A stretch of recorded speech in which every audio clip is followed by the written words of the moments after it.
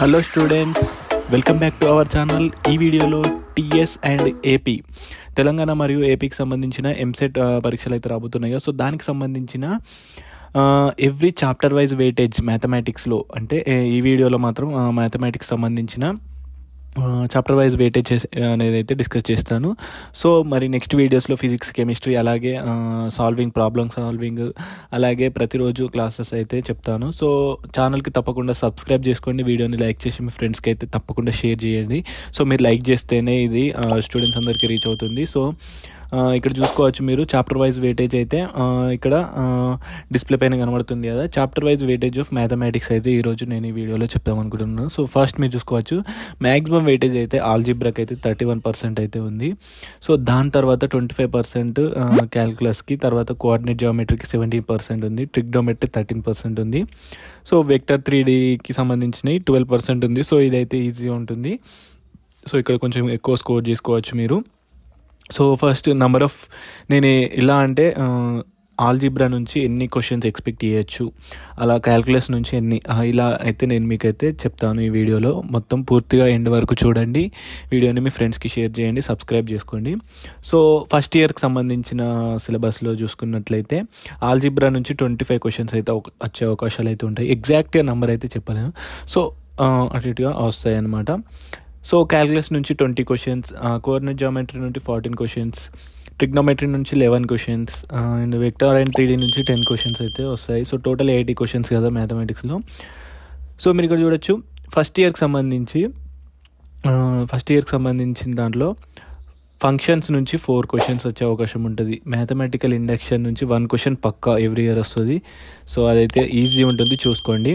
So నేనైతే అవన్నీ discuss చేస్తాను. సో ఈజీ క్వశ్చన్స్ ఎలా చేయాలి, పక్కా వచ్చే క్వశ్చన్లు ఏమేమి ఉన్నాయో వాటిని అయితే ఒక వీడియోలో డిస్కస్ చేసి చెప్తాను నేను.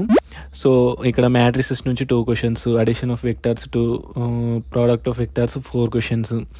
సో ఇలా చూసుకోవచ్చు అన్ని చాప్టర్స్ నుంచి అయితే నేనైతే మెన్షన్ చేసి పెట్టాను. ఇక్కడ 1 క్వశ్చన్స్ అన్నీ. ఇక్కడ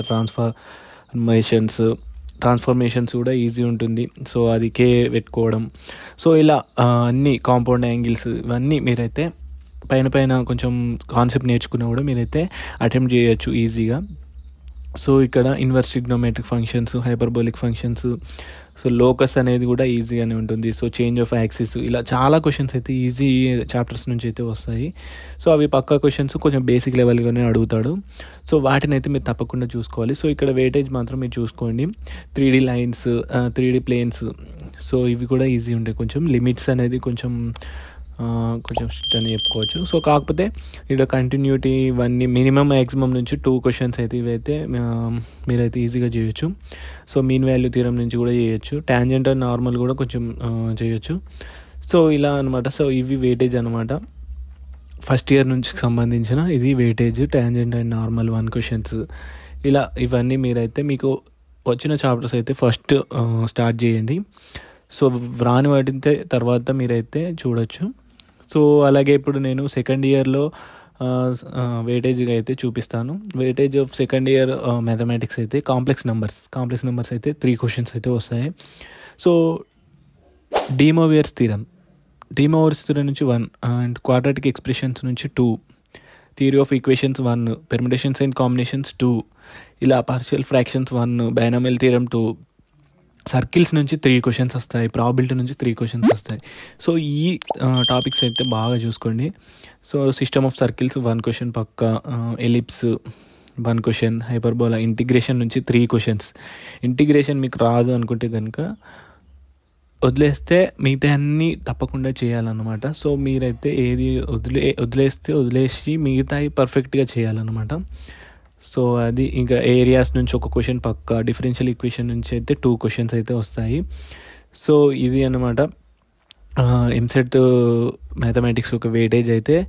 సో ఎలా ప్రిపేర్ అవ్వాలి అనేది అయితే ఒక వీడియో చేశాను. సో అది కూడా చూడండి. సో ఛానల్కి కొత్త వచ్చినట్లయితే తప్పకుండా సబ్స్క్రైబ్ చేసుకోండి. వీడియో నచ్చినట్లయితే వీడియోని లైక్ చేయండి, మీ ఫ్రెండ్స్కి అయితే షేర్ చేయండి. Thank you.